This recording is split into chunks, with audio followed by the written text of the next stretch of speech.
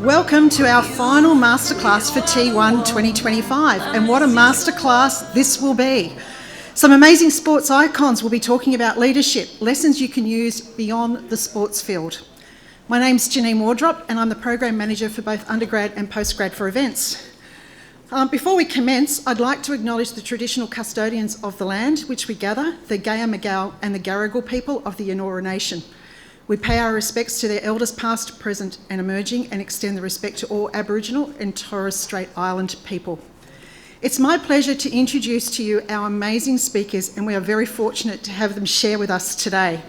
I'd first like to introduce our MC and our facilitator for today, Renee Gartner. With a career, come on in Renee, with a career spanning TV, radio and media management, Renee is also a professional boxer. Renee has hosted the annual NRL Awards Nights, the Dally M's, for those of you that follow NRL, through to the State of Origin. We are very fortunate to welcome her to the castle today. Yep. I'd now like to welcome our two guest speakers. Anthony Griffin, former NRL head coach and high performance leadership coach and mentor. Anthony has 26 years experience as a professional rugby league coach with 230 NRL games to date as head coach, including 6 finals series and a winning percentage of 53%. He was head coach for Brisbane Broncos 2011 to 2014, Penrith Panthers 2016 to 2018, and the last post he's had as a head coach was St George Illawarra Dragons, which was 2021 to 2023, and he'll update you on what he's been doing since. So welcome, Anthony, come on in.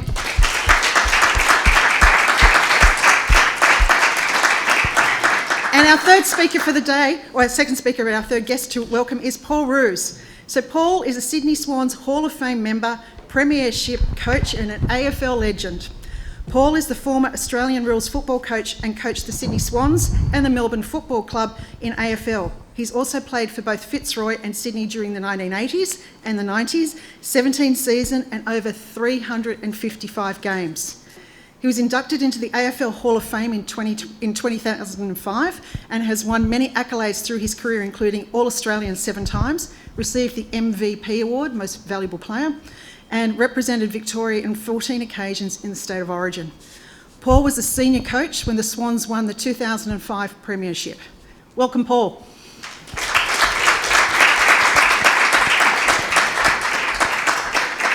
And finally, before I hand over to Renee, Paul and Anthony, I'd also like to thank Ian Evans, our General Manager for ISCA, who has brought all this amazing talent together for us to hear from today. So thanks, Ian. Much appreciated.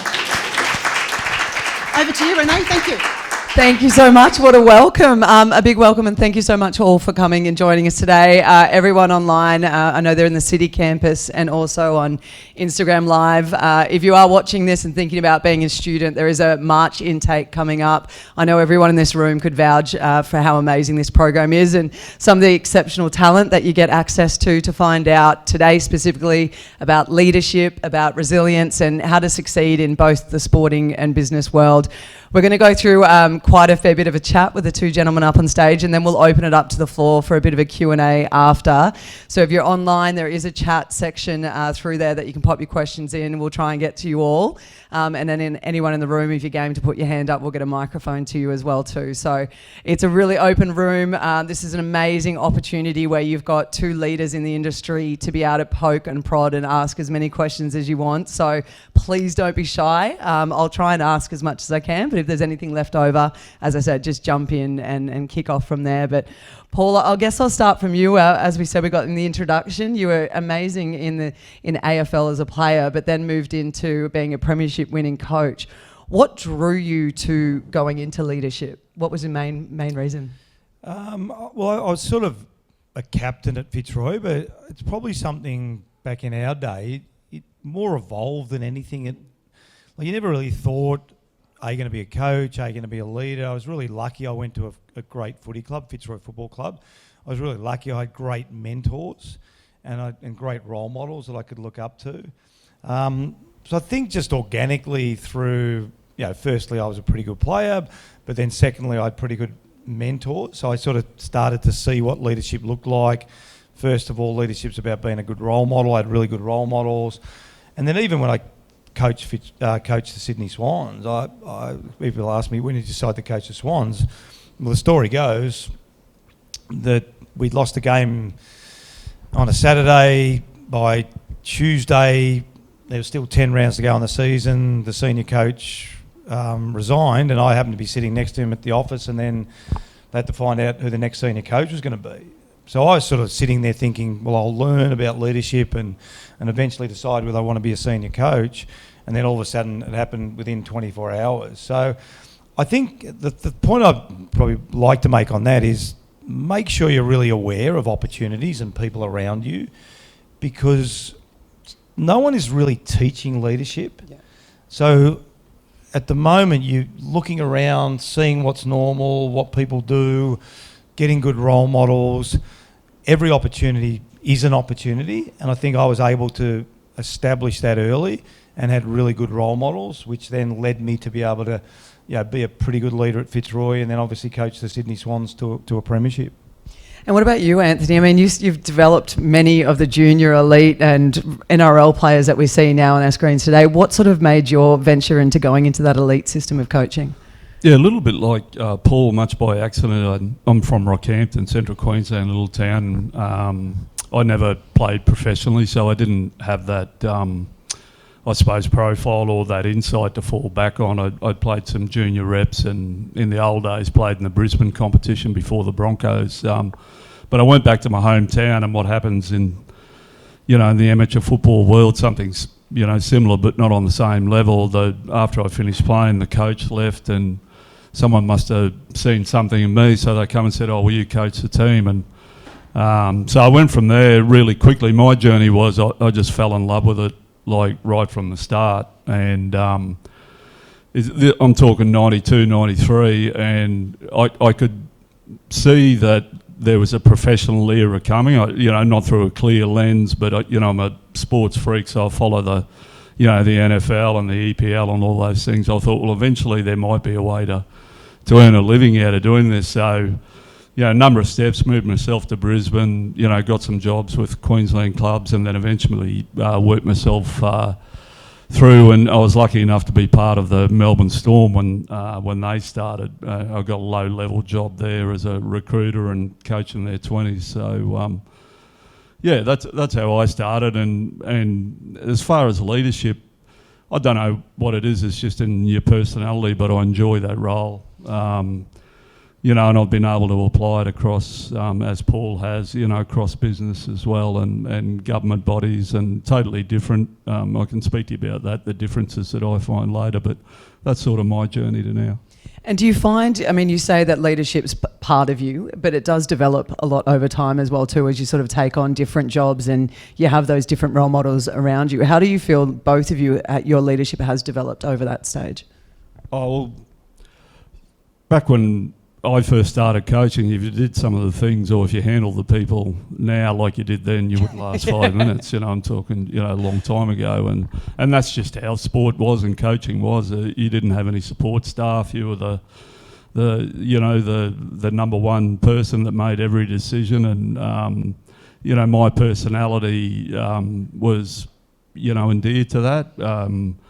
But over the years, the big thing about coaching and leadership is you understand that you're working for the people, that you're guarding and trying to help, get them to another level of their potential. And I've learnt that over the years, and got a totally, still got my own authenticity about myself and the leader I want to be. But the actual process of being a coach or a leader in my lifetime is just changed so much. I remember I actually sought out Paul when I was coaching the Broncos to find out about, I'd read a lot about the Bloods and the player empowerment and the leadership groups, which, to Paul's credit, he, brought into professional sport. And I was intrigued by that, and that was a bit of a bookmark in my career about learning, how to lead a better way. So, but you learn every day. The one thing I would say about leadership and coaching, when you think you know what you're doing and you stop, you start going backwards. You just got to move with it all the time. Yeah, I think the thing to add to that is leadership's not really about title. Like, I work in the corporate space now. Some of the worst leaders have the highest titles. You know, like, so leadership is about action and behaviour. You know, some of the most junior people are the best leaders in the organisation. And potentially, as Anthony said, when we first started, it was probably more personality based. Who was the biggest lunatic that wanted to become the coach, you know, and was happy giving orders and organising and making sure. Now it's about, how am I serving the people? You know, what do you need from me, not what do I want to give to you? So it's dramatically changed, and we were both fortunate to be in an era of semi-professional and then professional. Yeah. So we probably have a skill set that is relatively unique, I think, because most people come out of a professional environment and only see that lens. What we saw was a lot of bad behaviour, not intentional. You know, like, I wrote down at the end of October 1998, it was one of the best documents I ever did. I retired at October 1998 and I wrote down the things I liked about my leaders, the things I didn't like about my leaders, because leadership had changed dramatically, as Anthony said. If I hadn't have written that document, I wouldn't have been the coach that I was at Sydney or Melbourne Footy Club. And I don't think we would have won the premiership had I not written that document down, because it held me accountable to the leader I wish I had. It's a really good way to look at it. Are you the leader you wish you had? And do the exercise. I wish I had you're a lot of young people in here. What I wish I had done is probably journal a bit more when I was playing, just to understand some of the concepts, some of the things that were going well, some of the things that weren't going well. So there's a real opportunity to do that. And it's that reflection too. You always remember the good things, but quite often you forget the bad stuff and the stuff that you're going to learn from the most as well. Anthony touched on it in that Bloods culture. And is everyone in the room aware of the Bloods culture when it comes to the Sydney Swans? Do we know sort of roughly? So it's very synonymous with the Swans, and I'll sort of get you to go into it, Paul. It was what led to you guys winning that premiership. And what were those key principles in terms of building that culture? Because it's enough to build a culture that's successful, but to make it sustainable is also another area that you need to sort of touch on. Yeah, I was really lucky that I went to Fitzroy, and then when I finished playing over that period of time, I played for 17 years, 13 years for Fitzroy, and then I came up and played for Sydney for 4 years. And one of my philosophies was, how do you systemise culture? You know, because fundamentally most businesses, even, it's probably more normal in sport now, Anthony, isn't it, that everyone's systemising culture, but so you can make a choice. We can get a group of people together. You know, if we all start a business together, you all look like pretty nice people, we'll have a reasonable culture. But how do we make it a great culture? So that's what we wanted to do at Sydney, and it was a bit of a leap of faith, to be honest. I remember making a presentation to the Swans board, and you've got to, you know, make it pretty grand, and I've still got it. I wrote a book recently. My IT guy had the presentation. I rang him up. So you still got that presentation? He helped me because I can barely use my phone, let alone a computer.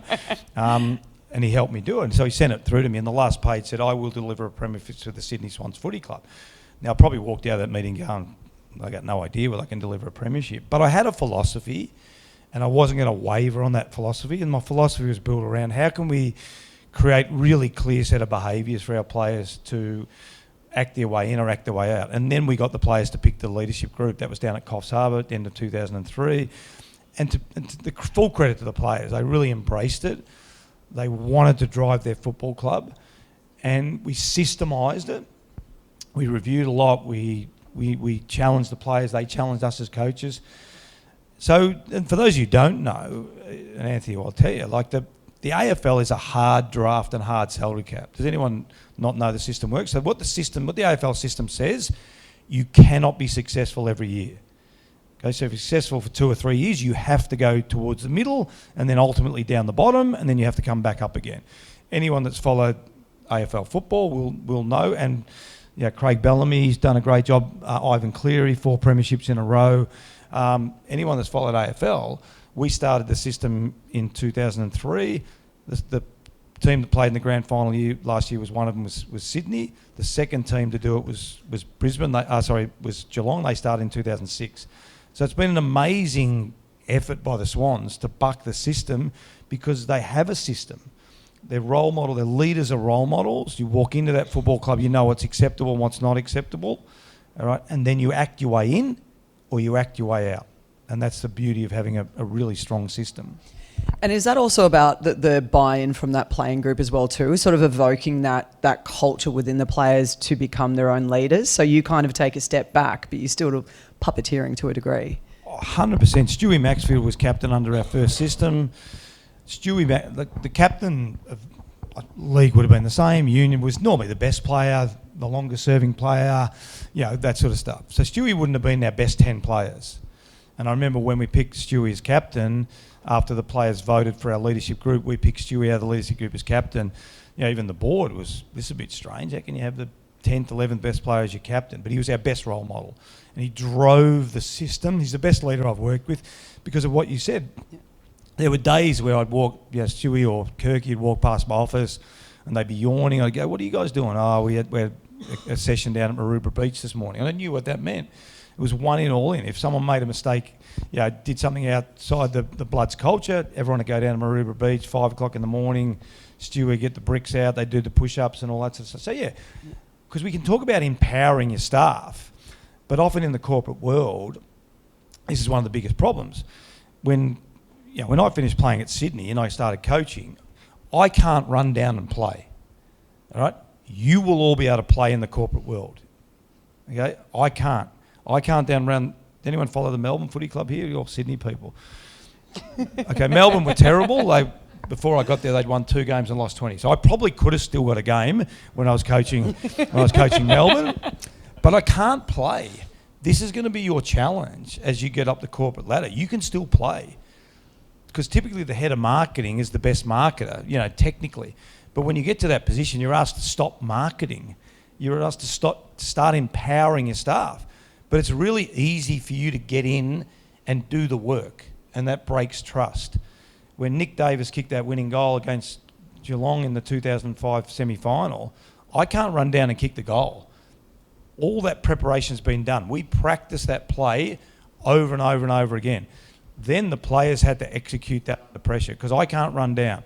So that's probably the biggest thing I see in the corporate world is the coaches still want to play, and they can. Yeah. And it destroys trust. And Anthony, for you, you've been part of a lot of club rebuilds in terms of the rugby league. I mean, we've just spoken about when the clubs are on their way back up. That's when you've taken over the tenure. Dealing with teams where you have really successful players that have touched that success and others who haven't, how do you deal with players who start losing that bit of self-belief after a couple of losses or a hard game where things just haven't quite worked, and sort of helping that player then get that morale and self-belief back? Yeah, that's a really good question. And, if you've got 36 players, you've got 36 different personalities and some people need you every day. Some people don't want to see you, until game dates. And the real key thing with leadership, wherever it is, coaching or in the corporate world, is understanding your people and what they need from you. And, you might have a dozen or 12 people that you're working with, and you're going to have to deal with them 12 different ways, so to speak. So, if a player's down on form, and they're honest, hard-working, talented players, which 90% of them are, there's always some bad apples in the group that have other reasons why they're down on form. But if someone's down on form, it comes back, for me, is to their belief system. They haven't lost their ability. They've probably lost a little bit of mindset, but my approach was always to, help them instill that belief back in themselves that, they're a good player. This was just a short-term thing. We're not going to drop you. We're going to have some faith in you. And, just find techniques. I used to sit there with players that were out of form and just go and cut up all their highlights from, previous years and make them watch it and say, that's you at the moment, what you're doing, it's well below your best, but that's who you are. You're capable. And just help them believe. And in general, belief, whether you're a coach or a player or an executive, it's really hard to be resilient unless you understand yourself and you have that belief.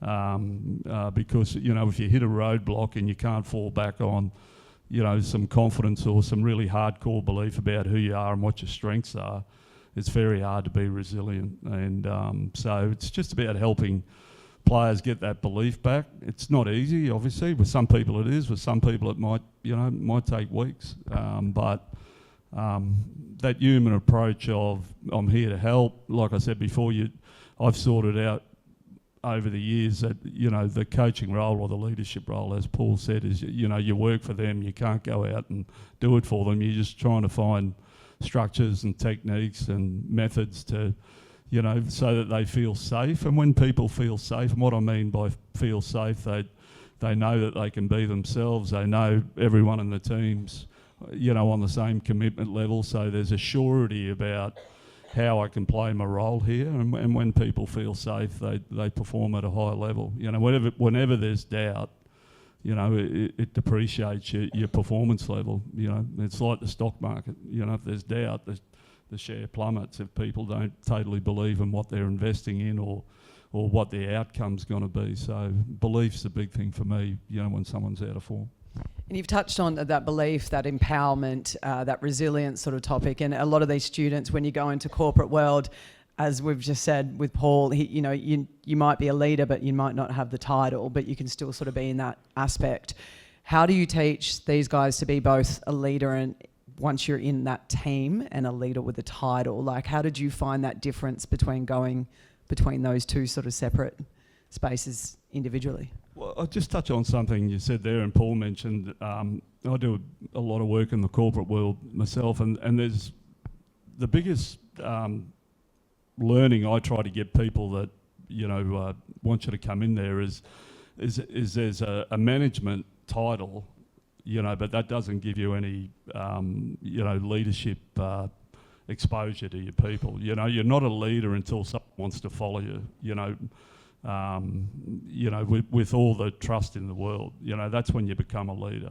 So the org chart, or where you sit on the org chart as a manager, that's your pay grade, and that's a job someone's given you. It's then about developing your leadership skills and you know, allowing people to get to know you, you know, have a strong understanding of your, you know, your authenticity. And when people need you most, it's normally when there's some trouble or some doubt in the room. You know, how many people are going to follow you, and then you judge your leadership off that. And I've gone off topic there, but one of the big things I find, the people that hire you, and Paul could probably talk about you, normally after a while when I go into a business, the people that hire you are actually the ones that need the most help. You know, the leaders that think I've got a problem with my team here, we're just not performing, or the balance sheet's not looking where it should be, or the culture's not right. You normally invariably end up spending a lot of time with them, just helping them understand their group and what type of leadership's required. And Paul, I mean, you'll be able to speak to the fact that you made that transition from being a player into a coach, and it was quite a short time in between doing that.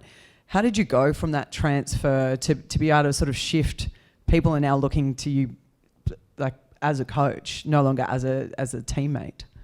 I think I was fortunate to coach in the era that I did, because relationships are really important. And probably, again, when we were playing, and you know, the coach really didn't have a strong relationship with the players, not because it was intentional, but you know, we would train in the morning, pre-season, 6:30 in the morning. My first job was at the AMP, so I'd leave training. There'd be 70, 80 guys at pre-season. So Robert Wall's my first coach. You know, barely knew everyone's name. You know, he was a school teacher. He was marking papers after work. You know, so then I'd go off to training. Then I'd go off to work at AMP. Then I'd get back. We had, you know, brickies, accountants, landscape gardeners, teachers. So then we'd all rush down to training after that, and then we'd train again. You know, some blokes get there 4:45, get your boots on. You have to train at 5. You know, you finish training at 8:30. You know, you get home. I was joking today, the best part about the mobile phone, I worked in real estate for a while, one of the mobile phones in the middle of the car. You guys wouldn't even know what they looked like. They still had a cord attached in there. Yeah. The best part about that, I could ring the pizza shop on the way home and order the ham and pineapple peach and the spaghetti bolognese. And that saved me 15 minutes standing in the shop, sort of thing. So back in that era, there was nothing about... Now, we had great relationships as players because we socialised together and we spent so much time together. And I could still ring Wolsey now or David Park, and it wasn't like we had bad relationships. But now, leadership is about influence. It's about how do you influence someone? Well, I build a really strong relationship with them. And so it was an advantage that I played with the players because they knew who I was authentically. Yep. They knew if I wasn't me.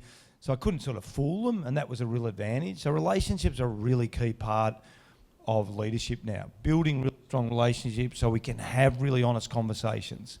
And I think because I was able to start in that era, I was successful because the players wanted to build something.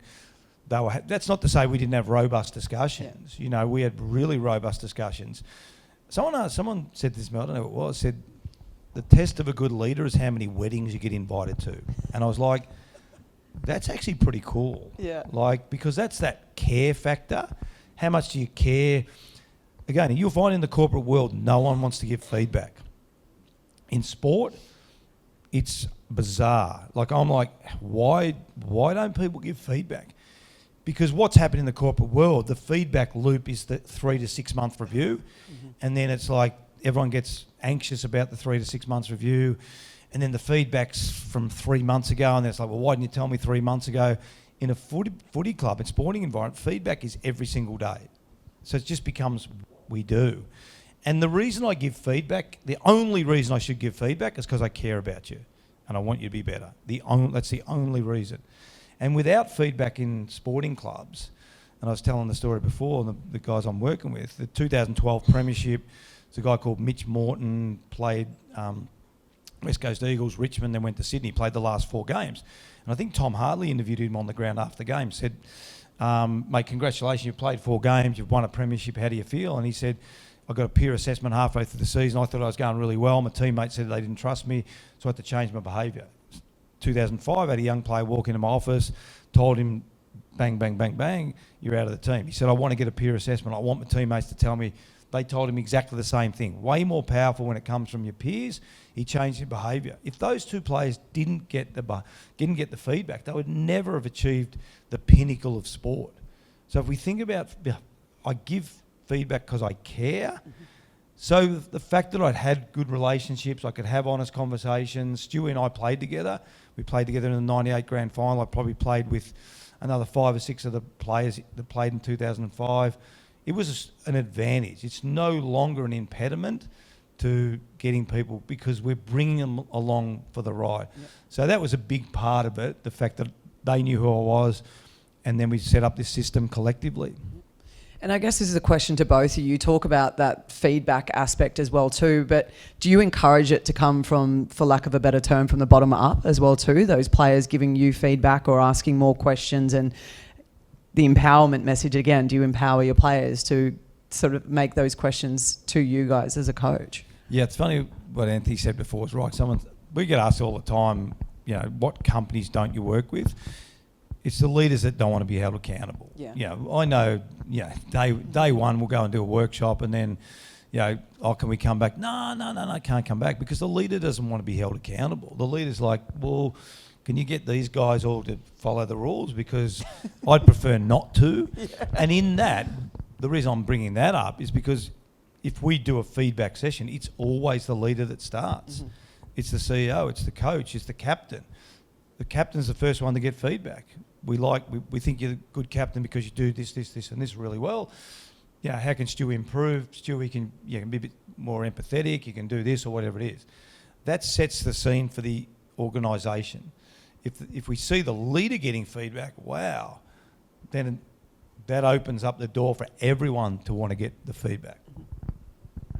Yeah, that care is a really strong word, Paul. I'm glad you used it because I work by the theory that no one's going to care about you until you care about them, particularly if you're the leader. So you've got to go and show them first, even though sometimes it might be hard. The person's living against the values that you want them to live with in your workplace, but care is such a really important emotion in leadership and teams. In that, if you wait for it to come to you, the phone never rings and people won't walk through your office because your job's to display that care first and to encourage people to reciprocate, whether it's to you or to their teammates or their workmates. So again, people don't care about you until you care about them, and it's just something with human nature that I've learned over the years. But you know, the other thing, you know, Paul spoke about getting back to leaders too. Yeah, is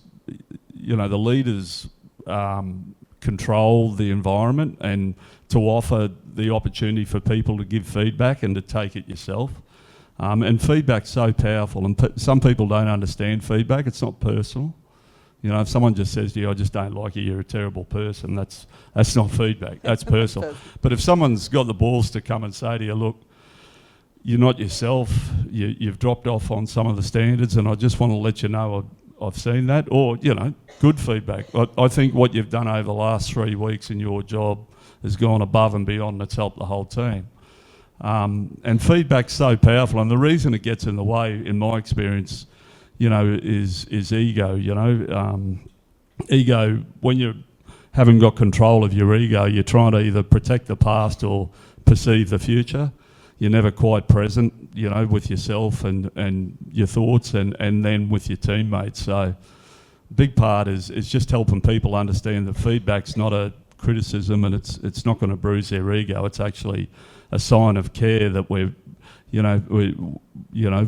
like you. I'm trying to get you back to the form that you need to be in, or to another level, or to the team in general. That, you know, have some honest conversations about our performances, and then invite feedback to the room. The other big thing is, wherever you can, you know, sit in a circle. You know, not like this. When you're speaking to your team, sit in a circle, be part of that circle. If you want to call it circular leadership, and just ask for help and just say, "How are we going? What are the things we need to deal with?" And you'll often find that some days the smartest person in the room is as you said before, Renee, is someone way down the food chain. But you open up the whole resource of your group, and as a leader, you know, it's only important that you speak last. You know, your group's after direction. Find out where your group is. Find out what resources you've got in the group for this particular day, and then, you know, the only thing you need to do is just solidify the vision or the environment that you want the group to work in. And sometimes, you know, you only need to say that at the end once they've sorted a lot of their problems out themselves. Well, you're putting yourself on that equal level, aren't you? And you're making it so it is. It's an environment. It's very confronting to stand up the front of a room and give you feedback that way, where you're standing sort of side by side. It's a conversation. It's not a sort of lecture.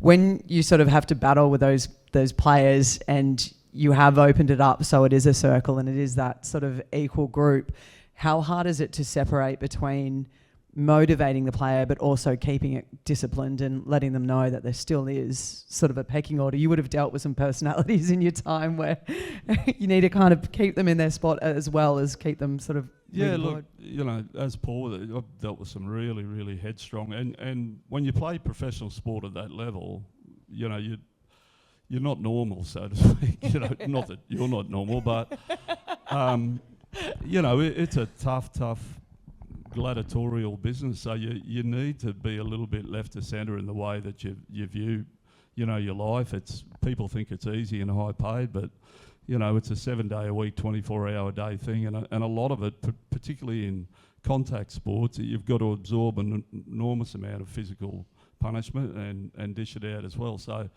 you want headstrong people in your group, and you want personalities in your group that are prepared to back themselves, you know, under any circumstance. So with that, you know, you want robust conversation. If they all sit there and agree with each other and they're all nice guys, you know, sometimes that doesn't lead to the ultimate performance that you're after. So again, that's, you know, a journey of mine, you know, to understand myself, my strengths and weaknesses, you know, and if you need help dealing with the group, get other people in, because you can't always, you know, have all the answers, but also understanding the people that you're dealing with and what they need. And as I say, if you've got 30 players in a room, there might be 30, you know, different things that you've got to do, but you need people that are prepared to back themselves and want to bend the rules, but understand the boundaries. The only time I, you know, have an issue with a player is if I think they're just dishonest, totally dishonest. And I haven't seen that ever work out really good over a period of time. I don't mean like today. But if you just find, and as I say, they might be 1 in 100, but most of the guys are different personalities, but they understand the team, they want to be part of the team. They just need a little bit of guidance about how to form that team and how to get the most out of themselves. But, that's, headstrong people, you want them. You see someone that's a really tough competitor and really believes in himself, and there's a difference between ego and a real ruthless belief in your own ability. And you want those people that are a little bit hard to handle, because they're the ones that can sometimes come up with the things on the field that no one can coach them. Paul, it's not always rosy. You're not winning a premiership every day when it sort of comes to teams, and you're not winning the leadership game every single day. Is there a moment that you can sort of share with us in the room where it probably didn't work out as well in terms of that leadership, and how it might have changed the way that you led moving forward? I think it's more when those moments come, it's sort of staring them down and not wavering. I'd probably answer it differently, because and Anthony, would be interested in your answer on this as well, because there's a lot of pressure. Like everyone thinks they know how to play football and rugby league and Olympics or whatever. Some of the letters you get and emails and phone messages and every Joe Blow thinks they can do a better job with it. And there's going to be a moment. I don't care who you are. Like, I had a really good chat to Ivan Cleary. Spent some time with him in Fiji last year at a conference. Everyone thinks that Ivan Cleary's an overnight success. I said that to him. I'm like, he's coached for 11 years or something prior to winning a premiership. But you've got to stare down those moments.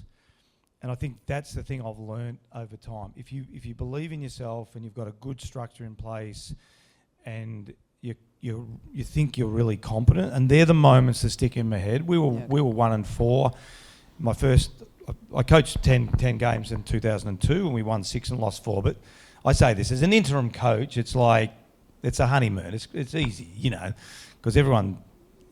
Rodney Eade's a fantastic coach, but he just stayed a bit long. So the players were waiting for someone. It's a honeymoon. Ruzi's in, great, fantastic, this is exciting. We got 10 games, we won 6, lost 4. I knew it was easy. So the coaching really started in 2003. We were 1-4 going into round, obviously, 6. I remember at three-quarter time, we were 20 points down against the Melbourne Footy Club. The next 2 weeks we were playing Brisbane and Collingwood, who won the grand final and were runner-up. And I remember going through the SCG, the old SCG grandstand, walking down, thinking, we're going to be 1-6 and I could be sacked in 2 weeks' time, sort of thing. And it's in those moments that are really critical moments. And I just remember we're just not doing the things we trained. We're prepared now, for 10 weeks last year and the whole pre-season, and we're not doing them. And that's what I spoke about at three-quarter time. We kicked 10 goals in the last quarter. We won by 7 goals. We beat Brisbane the next week. We beat Collingwood the week after. And we played in the preliminary final that year. Half-time 2006. We won the premiership in 2005. And we weren't as talented as the West Coast Eagles, but we were really disciplined. Guys that put their egos aside, played for the team. And we were getting... it was like scary. It's your worst nightmare, grand final, you get beaten by 100 points and Chris Judd's kicked, going nuts, and Ben Cousins, all this sort of stuff. And again, I remember one of the assistant coaches, it's mayhem, because you got about 10 minutes to work it out. You're getting beaten by 5 goals at half time. You're thinking, we're going to get beaten by 10 goals by the end of the day. And someone said, we're just not doing the things we said we're going to do. And I reckon it's in those moments where you get that clear head that they're the ones that don't stare down those moments, I think they're the ones that fail. Now, you've got to have a good plan, and you've got to know what you're doing. And I'm talking about you put the foundation in place. But if you stare down those moments, doesn't mean you're going to win. And we lost by a point. We didn't win that game, but we came back. And the irony was, we probably should have lost 2005 and won 2006, but it was the other way around. But I think for me, it's more, here's your process, here's your systems, the scoreboard's going to look after itself, P&L will look after itself, budgets will look after itself. If you have enough good days, you'll have a good month. If you have enough good months, you'll have a good year, and then all of a sudden you'll get a bonus.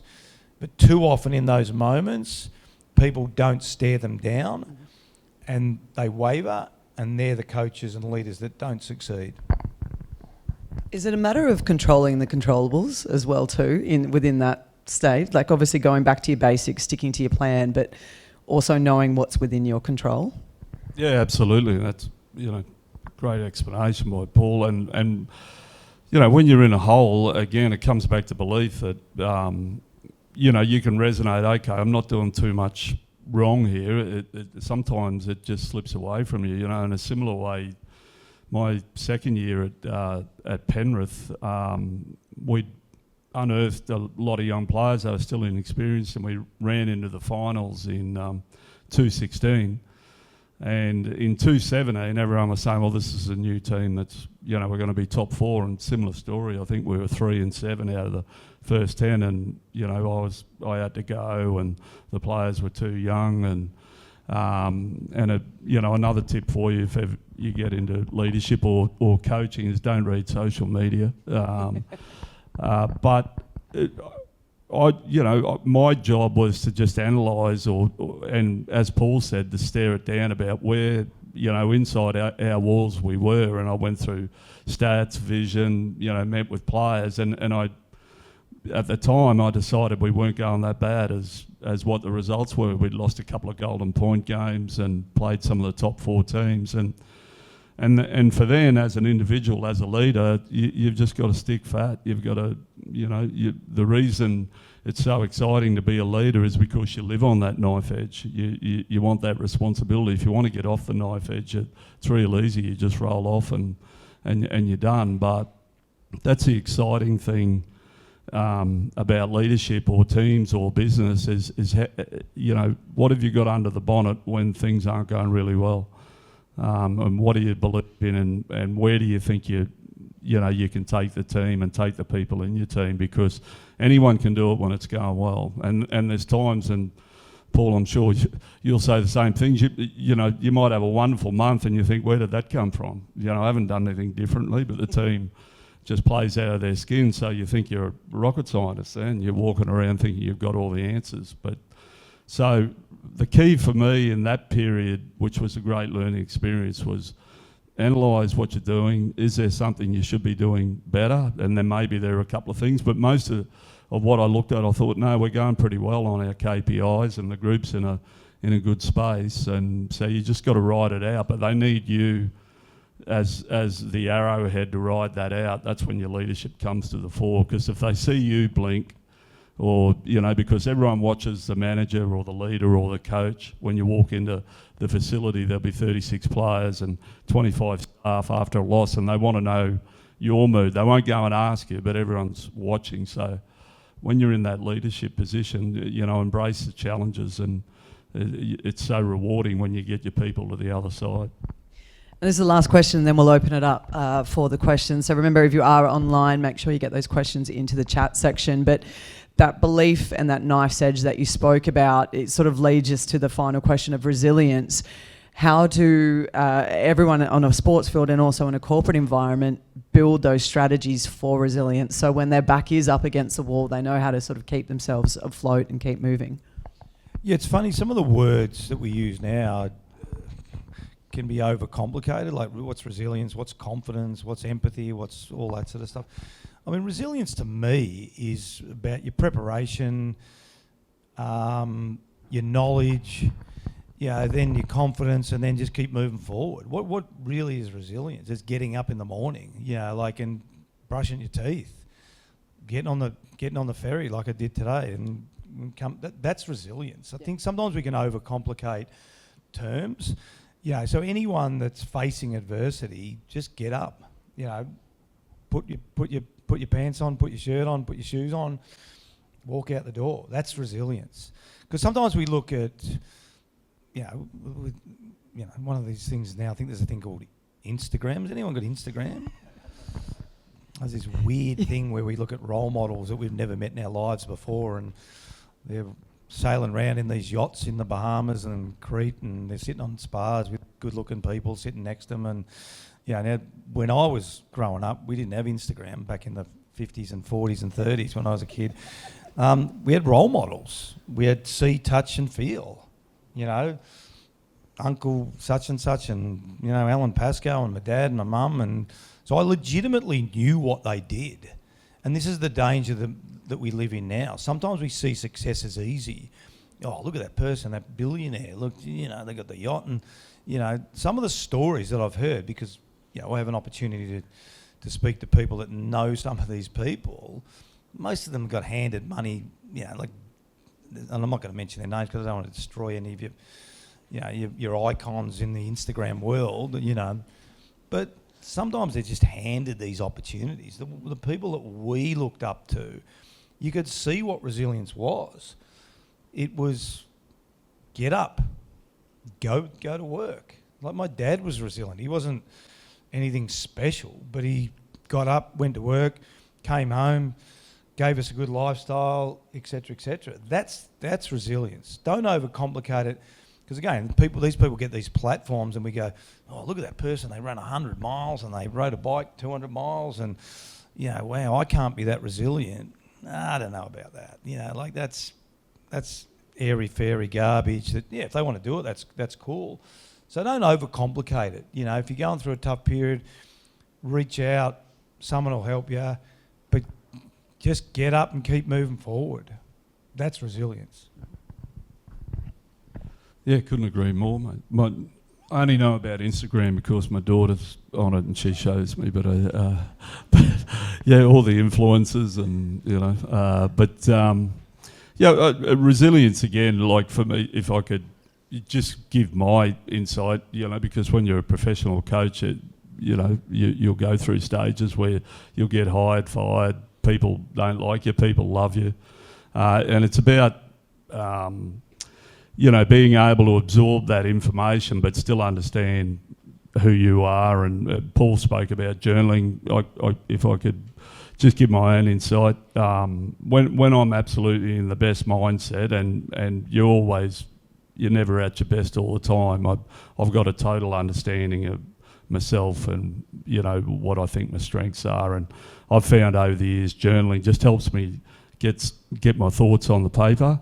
So you're sort of talking to yourself, but I find after I've sat down in the morning, I normally try and be an early riser, and you get a bit of time to yourself and put your thoughts on paper. It just clears your head and you understand where you're going at that certain, you know, period in your life, or, you know, just reaffirming what you want out of life, or what, you know, what your next week, 2 weeks, 2 years looks like. So that's helped me be resilient in the past. But it's 1 foot after the other. You know, you don't know what the next minute, hour, you know, 24 hours has got to bring. And I think if you're always trying to live in that time and think I need this to happen, or I want everything to look like this by a certain date, I can only speak to you about my experience, you know, it leads to disappointment. So 1 foot after the other, 1 hour after the other, but understand who you are, so that if the next hour isn't what you want it to be, it doesn't knock you off course. You think, no, I know where I'm going.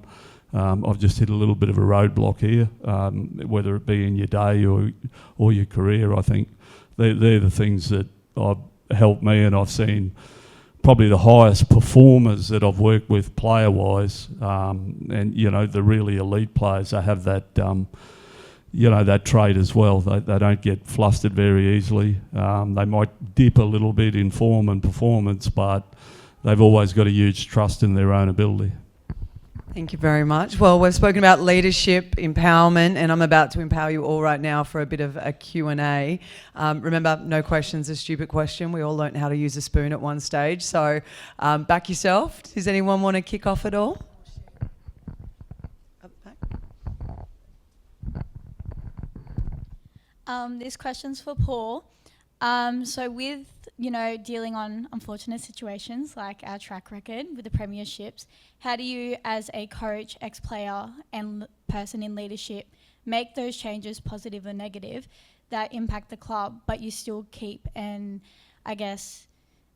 essence of the Swans' core values?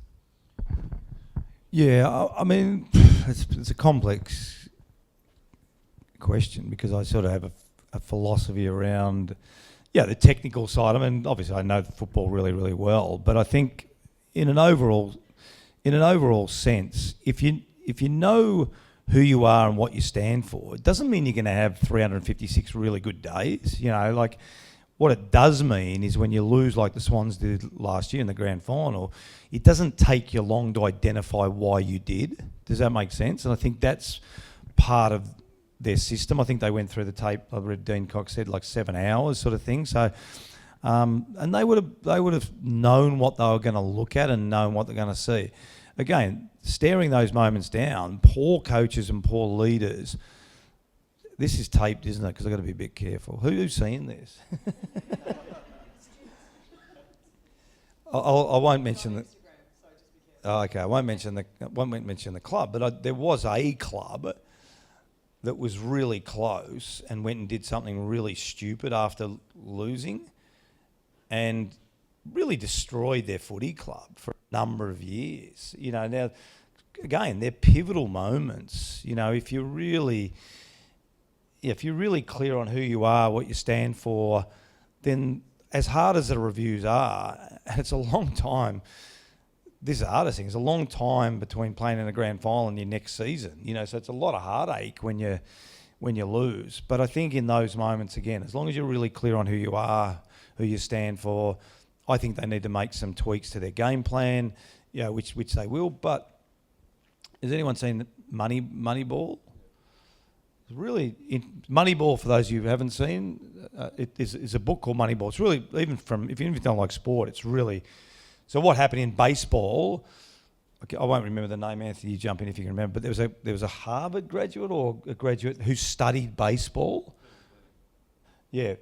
Billy Beane was the general manager of the Oakland A's. So there was a non-baseball person that studied baseball and came up with all these stats, all right, challenged the industry dramatically on what the industry looked like. Billy Beane was the Oakland A's manager and adopted wholeheartedly this approach, this analytical approach. Now, I got the opportunity to listen to Billy Beane speak, and it was really interesting because the Oakland A's, I don't think under his tenure have actually won the World Series. But what he did say, which was fascinating, because people say, oh, you've never won it. And what he said was, I can predict they play 182 games. So we can predict within 182 games based on this philosophy, how many games we will win, and that will give us the opportunity to get into the playoffs. In a 7-game series, it's so much more random. You're all academics, you're all smart. Does that make sense? So the same thing for the Swans. In a one-off game, something might happen out of your control. You know, Isaac Heaney gets injured in the first, 5 minutes of the game. Does that make sense? So what we've got to be careful is we don't get swayed by that one. And that's what Billy Beane said. He said, we know once we get to the playoffs, it's a little bit more unpredictable because over 7 games different to over 182 games. But they got into the playoffs, Billy Beane got into the playoffs every year. Did they win it? No. So does that make sense? So again, who you are, what your identity is, keep going back to that. But you may have to make some decisions on the way. But don't throw everything out. If you throw everything out, then you destroy your footy club, like I said before, that one of the clubs did not that long ago. Anyone else? Kevin steps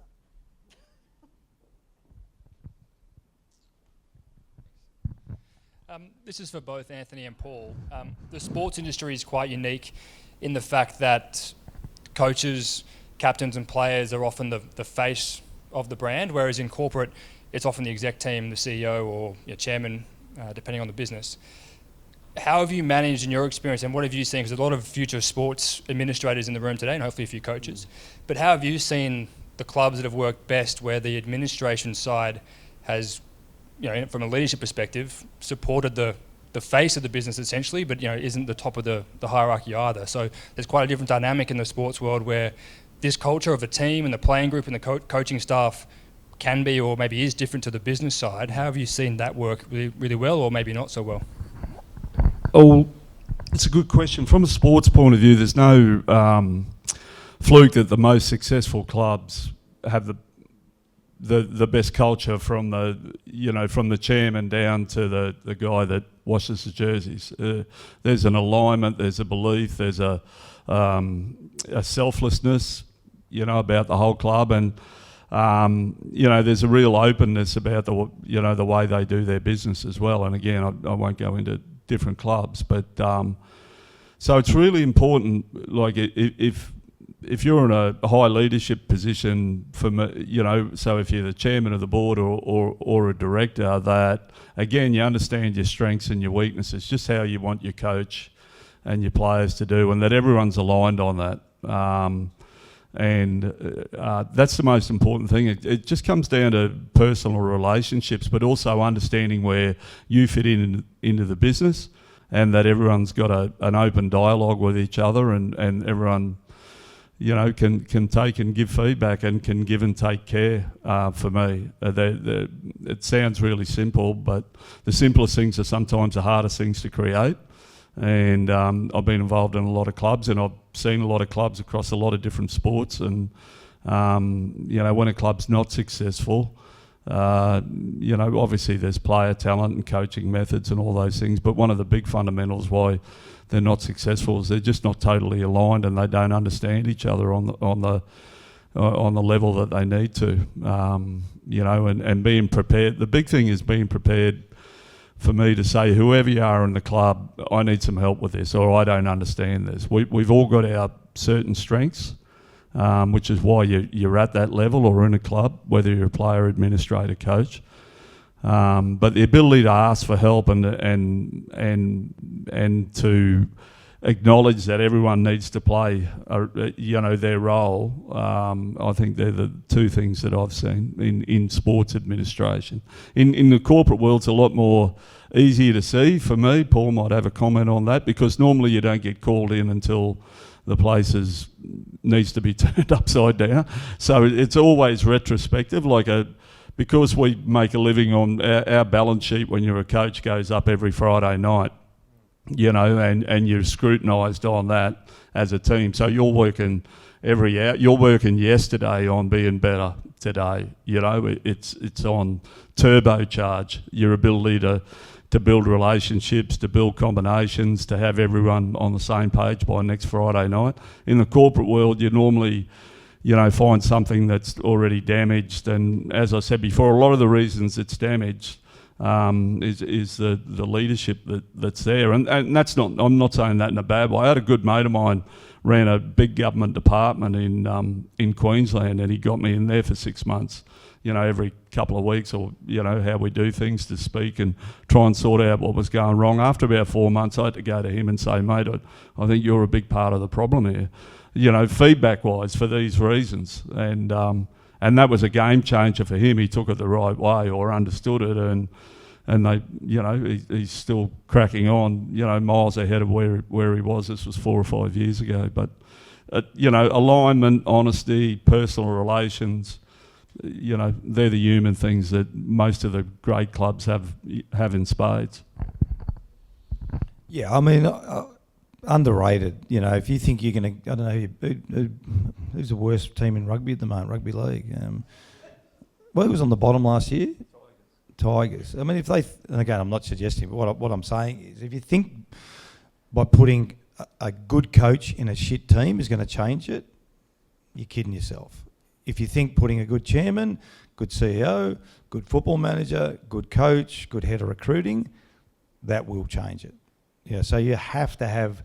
Yeah, when I went to the Melbourne Footy Club, they won 2 games before I got there and lost 20, which is sort of the opposite of what you're trying to achieve. And they'd lost, for the last 6 years. What Peter Jackson, the CEO, done is put great people in before I got there.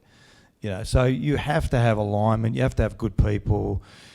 Ego, is an impediment to success often. People that don't want to play their role, don't trust everyone. So, everyone's important at a footy club. Coaches get too much credit and too much, they get sacked which is sometimes unfair, and players. But everyone's important at everyone's important at a great club. There's no question about that. Okay, we've probably got time for one more question. Anybody got a burning question?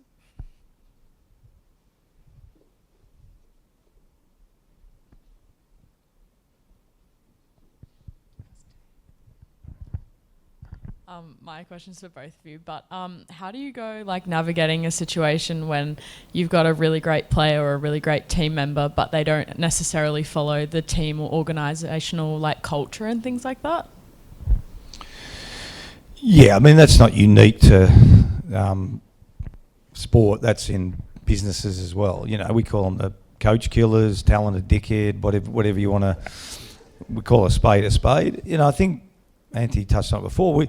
Our first role is to support everyone in the organisation. Yeah, that's our first role. Our first role is to create, you know, a really clear culture, clear process, clear systems, and support everyone in the organisation. That's what we want to do. But if we have a really clear system, then what happens is people have an opportunity to act their way into the system or act their way out of the system. Majority of those people, not always, because often, yeah, they become almost our flagship sometimes for our culture because, oh, Roosy's never going to change, he's never going to change, he's never going to change. Suddenly he changes and people go, wow, this is great. You know, if Roosie believes in this system, everyone does. But you're all young people here, so I'm going to save you some time when you get to a leadership position. Don't waste too much time on those people. Okay, give them an opportunity, give them a chance to be successful, support them as much as you can. But the moment you think they're a lost cause, get rid of them. Because what everyone around you is going, well, why would I work hard? Because Roosie's rewarding such and such, never turns up to meetings on time, you know, always a pain in the backside. So no one's and then the fear for the coach or the leader is, oh, I can't get Roosie kicks 6 goals every week, or can't get rid of that salesperson, they write $10 million. Well, guess what happens the minute I get rid of them? That $10 million becomes $15 million because everyone in the sales department is going, great, I can now work a bit harder and get rewarded. Everyone on the team going, great, that 6 goals becomes 8 goals. But again, I want to be clear, we support them and we want them to come on the bus with us. That's really important. But we can't, the bus is going. This is where we're going, the bus is going there. If you want to get on, you can. If you want to stay on, absolutely. But if you want to get off, we're fine with that as well. Yeah, very similar. Actually, it depends how good a player they are sometimes. That's a joke.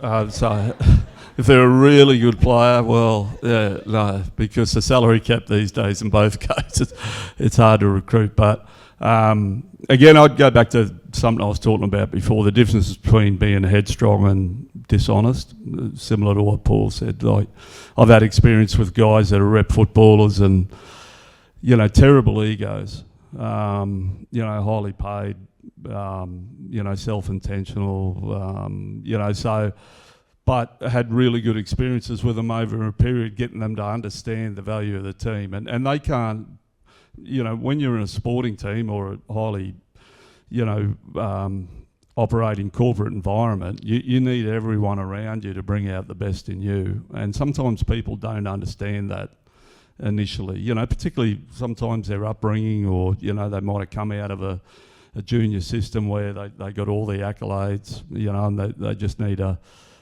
personality check and some help to understand. But, you know, some of the, you know, the success stories I've seen is as long as you convince the person's changeable and their heart's in the wrong place, is to give them time and to see the little step changes they make and stick with them. And one guy in particular that I've had over the years, he's turned out to be a fantastic leader.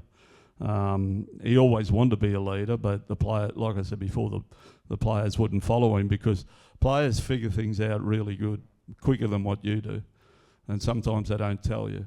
So they're a great resource when you get a good senior group of players. They can actually tell you what's going on in the group. But go and care for the person, see if you can change them when you get to a threshold where you think it's going to be detrimental to the team long term or to the business. Yeah, I'm the same with Paul. You got to protect the people in the group that are there for, you know, the long term and that can, you know, produce the results you want. Okay, thank you. Thank you, all of you, for coming along today. So Renee for facilitating and asking some great questions. Anthony and for Paul, loved your feedback and your comments too, and really great insights into leadership. And I think students can take a lot, not just from a sporting perspective, but also taking it into business going forward. So can we all thank them for coming along today? Really appreciate it.